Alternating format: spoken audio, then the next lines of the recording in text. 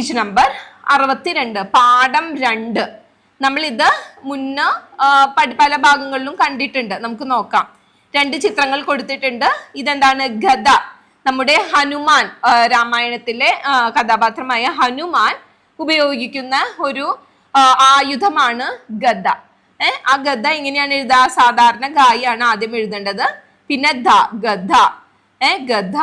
ഇതെന്താണ്? ക്ലോക്ക്. ഒരു ക്ലോക്കിന്റെ ചിത്രം ആണ്. മലയാളത്തിൽ ക്ലോക്കിന് എന്താണ് പറയുക?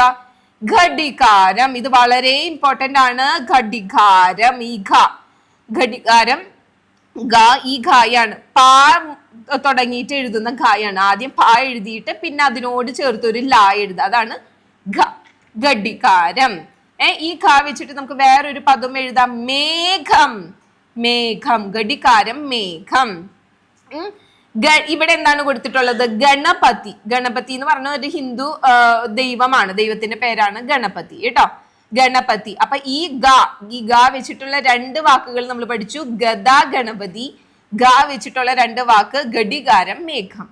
ഓക്കെ, ഗദ, മേഘം. ഈ 2 വാക്കുകൾ നമ്മളിവിടെ പാറ്റേൺ റൈറ്റിംഗിൽ എഴുതിയിരിക്കുകയാണ്. നമുക്കൊന്ന് എഴുതി നോക്കാം. ഗദ, മേ. ഏര ചിഹ്നമാണിത് കേട്ടോ. ഏര ചിഹ്നം എഴുതിയിട്ട് മാ എഴുതി എന്ത് വായിക്കാം? മേ. ഘം. അടുത്തതായിട്ട് കടങ്കഥയാണ്. ഒരു പദ്യ രീതിയിലുള്ള ഒരു കടങ്കഥയാണ് കൊടുത്തിട്ടുള്ളത്. നമുക്ക് വായിക്കാം. കാളകിടക്കും കയറോടും എന്താണെന്നത് പറയാമോ? പറഞ്ഞില്ലെങ്കിൽ കടമുണ്ട്, നന്നായോർത്തു പറയണം.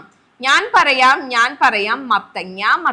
അപ്പൊ ഉത്തരമാണ് കാളകിടക്കും കയറോടും എന്താണ് അതിന്റെ ഉത്തരം മത്തങ്ങ എന്നാണ് കേട്ടോ.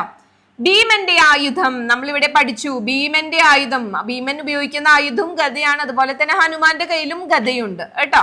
സമയം അറിയാനുള്ള ഒരു ഉപകരണം ക്ലോക്ക് അല്ലെ. ക്ലോക്കിന്റെ മറ്റൊരു മലയാളം പദം എന്താണ്? ഘടികാരം. അടുത്തതായിട്ട് വായിച്ച് രസിക്കാം. ഇവിടെ നമുക്ക് കുറച്ച് അക്ഷരങ്ങൾ എഴുതിയിട്ടുണ്ട്. അത് അക്ഷരത്തിന്റെ ആ ചേർത്ത രൂപമാണ് ഇതിൽ എഴുതിയിട്ടുള്ളത്. ആ ചേർത്തിട്ട്, അതായത് ദീർഘം ഉപയോഗിച്ചിട്ടുള്ള അക്ഷരങ്ങളാണ് അടുത്തതായിട്ട് കൊടുക്കുന്നത്. നമുക്ക് വായിക്കാം.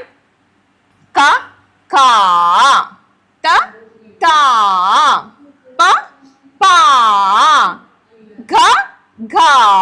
അതായത് ആ എന്ന അക്ഷരത്തിന്റെ ചിഹ്നമാണ് ദീർഘം. ഈ ദീർഘം ഉപയോഗിച്ചിട്ട് വാക്കുകൾ എഴുതുന്നതാണ് നമ്മളിവിടെ കണ്ടിട്ടുള്ളത് കേട്ടോ.